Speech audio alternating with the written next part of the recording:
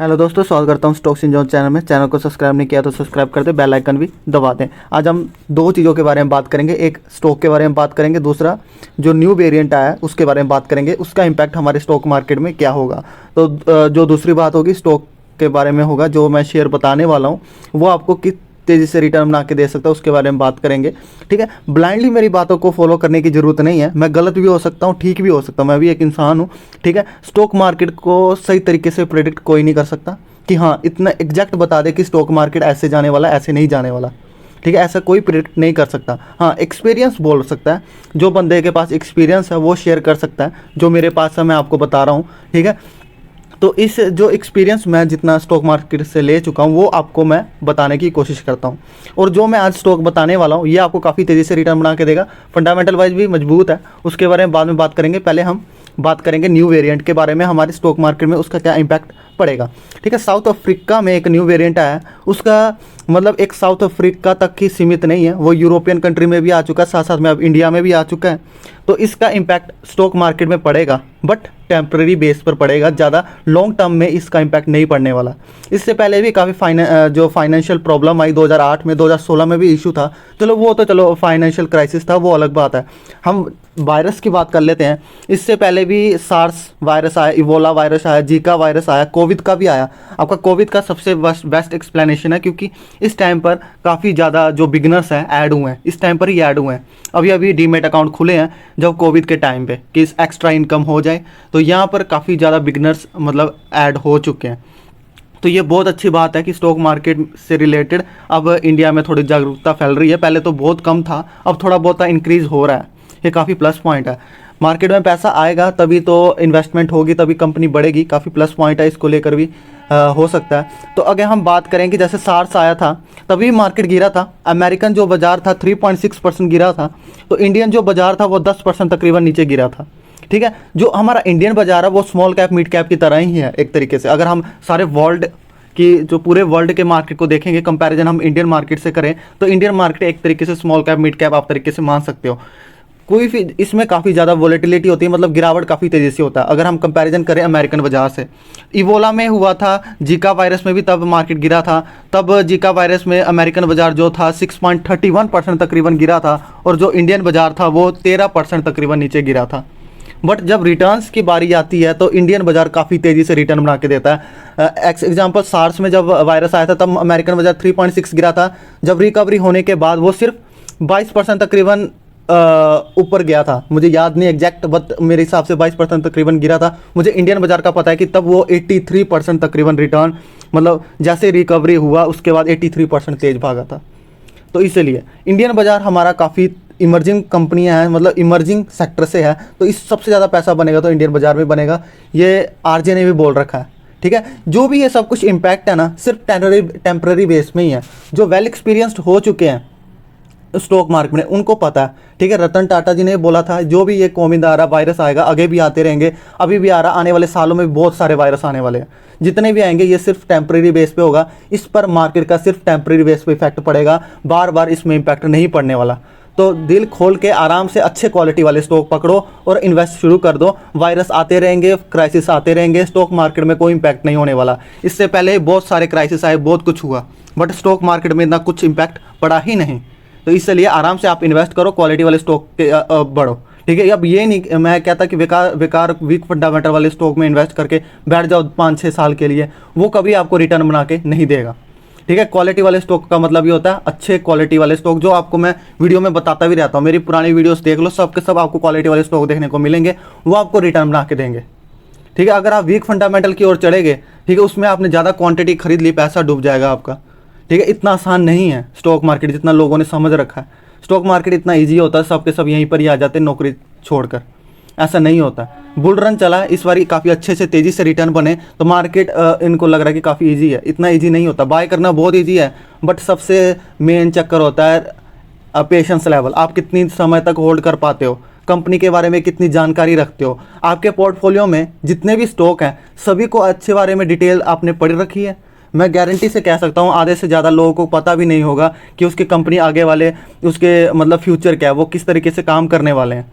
जितने आपके पोर्टफोलियो में स्टॉक है, एक स्टॉक के बारे में अच्छी तरीके से, हर एक स्टॉक के बारे में अच्छे से डिटेल जानकारी करें कि उसके फंडामेंटल कैसे हैं, उनका मैनेजमेंट कैसा है, उनकी सेल्स ग्रोथ किस तरीके से बढ़ रही हैं, ठीक है, आने वाला फ्यूचर कैसा है, उनकी पॉलिसी कैसी है, ठीक है, प्रोडक्ट कौन से हैं, ठीक है। आपको ज़्यादा कॉन्फिडेंस होगा उस स्टॉक के बारे में, आप फिर होल्ड कर पाओगे। जितना मर्जी गिरे, मार्केट जैसा भी जाए, वो जितना मर्जी गिरे, आपको मगर कॉन्फिडेंस रहेगा कि हाँ क्वालिटी वाला स्टॉक है, मैंने होल्ड करना है, ठीक है। जब भी कोई बेचने का रीज़न होना चाहिए, मोटा रीज़न होना चाहिए, हाँ, कि कोई इन फ्यूचर कोई प्रॉब्लम हो जाए फिर बेचो, न तो कोई रीज़न ना हो, ठीक है, फिर मत बेचो। लंबे समय के लिए ऐड करके रखो, आपके 100% रिटर्न बनेंगे, बनते ही लॉन्ग टर्म में है।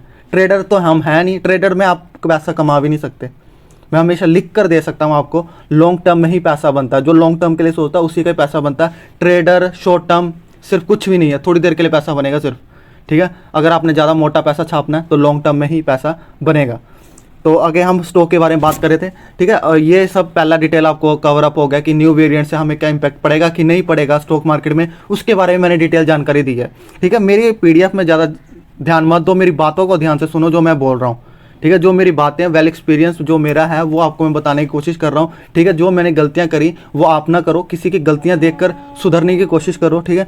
मैं अपना जो भी एक्सपीरियंस है उसको देखकर ही आपने सीखना है, ठीक है। सीखते रहो, स्टॉक मार्केट में जितना सीखोगे उतना कम है दोस्तों। सीखते रहो, वीडियो देखते रहो, ठीक है। अच्छे अच्छे क्वालिटी वाले स्टॉक ही अपने पोर्टफोलियो में ऐड करो। तो आगे हम स्टॉक की ओर बढ़ते हैं। तो स्टॉक आगे बढ़ने से पहले इसका मार्केट कैप देख लो। एक तरीके से ये मिड कैप कंपनी, मतलब रिस्की कंपनी है। जो बिगनर्स हैं वो शायद इसकी वोलेटिलिटी ना सहन कर पाए। जो बिगनर्स है 10-15% भी गिर जाएगा तो हैरान गिरावट होगी, वो भागने की कोशिश करेंगे।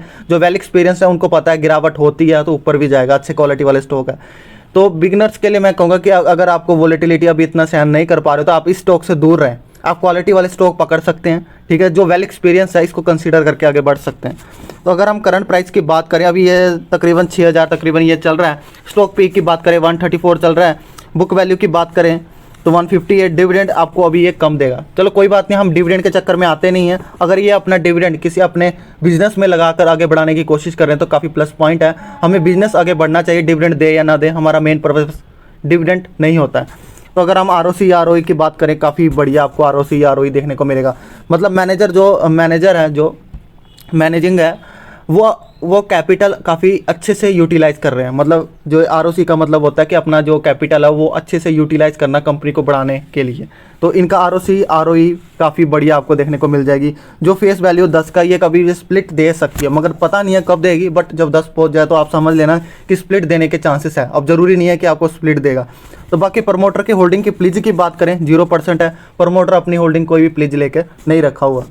तो अगर हम होल्डिंग की बात करें, प्रमोटर की होल्डिंग आपको देखने को मिल जाएगी 71% की।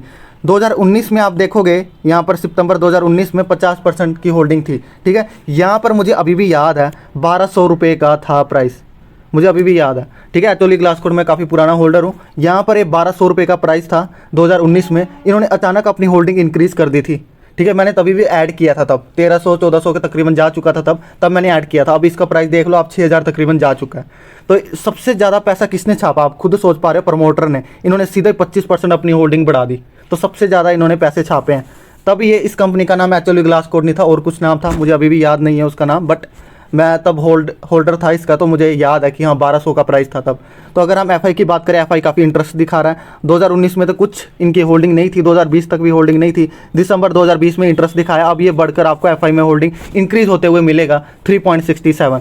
अब साथ साथ DI वाले भी अपना होल्डिंग बढ़ा रहे हैं। पहले तो कुछ था ही नहीं इसमें, ठीक है। अब ये 0.85 0.86, तो साथ साथ में पब्लिक ने भी अपनी होल्डिंग बढ़ाई है। अब इसमें पब्लिक में आपको देखने को मिल रहा है, यहाँ पर अपनी होल्डिंग इन्होंने कम करी है, ठीक है। 24.14 है। इसमें अकेले पब्लिक नहीं रहती है, रिटेल इन्वेस्टर नहीं रहते, यहाँ पर काफ़ी ऑपरेटर भी रहते हैं, आपको यहाँ पर देखने को मिल जाएगा।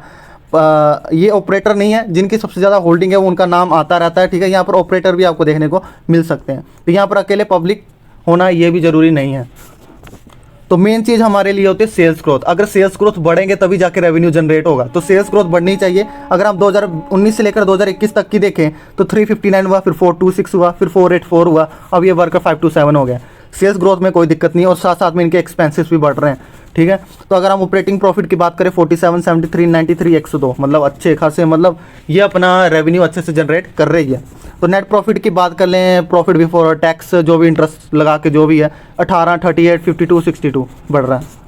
तो अगर हम रिजर्व्स की बात करें, रिजर्व्स इनके प्लस पॉइंट मुझे काफ़ी अच्छा लगा कि ये अपने जो रिजर्व्स है वो लगातार इंक्रीज़ कर रहे हैं। अब ये बढ़कर आपको 203 का मिल रहा है, पहले तो 26 करोड़ का था और कर्जा भी 87 करोड़ का ले रखा है। पहले भी जब स्टार्टिंग 2019 में भी 87 था, फिर कम किया 77 हुआ, बट कोई दिक्कत की बात नहीं है, इनके रिजर्व्स भी बढ़ रहे हैं, रिजर्व्स काफ़ी ज़्यादा हैं कर्जे के हिसाब से।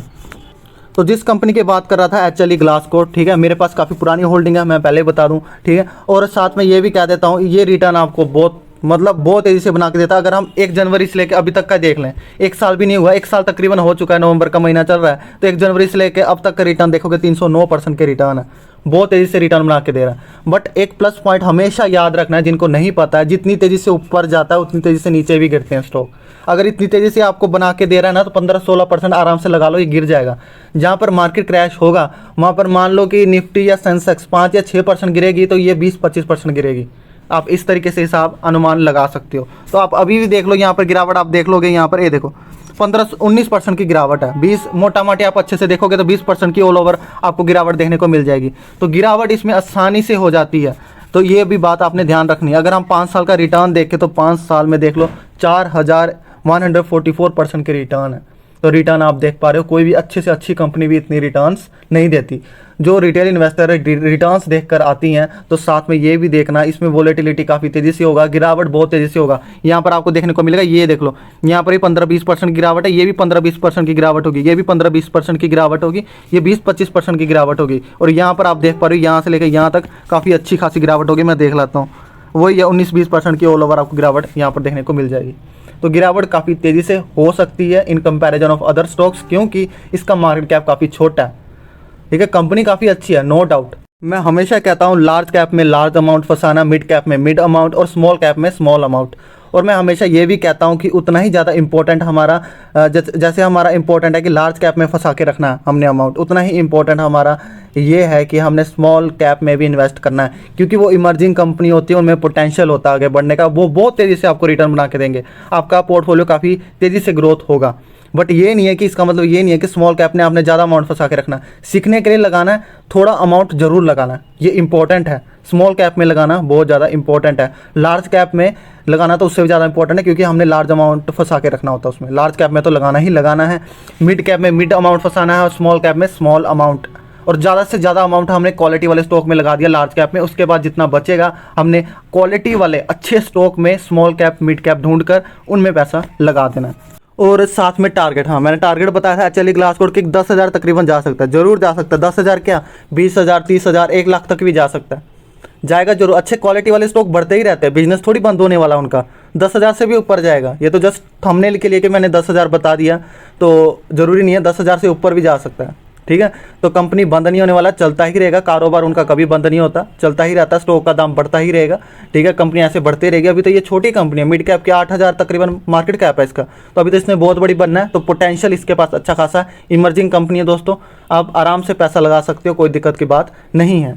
तो अभी तक आपने चैनल को सब्सक्राइब नहीं किया तो सब्सक्राइब कर दें, बेल आइकन भी दबा दें ताकि आपको लेटेस्ट वीडियो मिलते रहे। मैं इसी तरीके के वीडियो ले आता रहता हूँ। अब मिलते हैं नेक्स्ट वीडियो में। Thank you so much.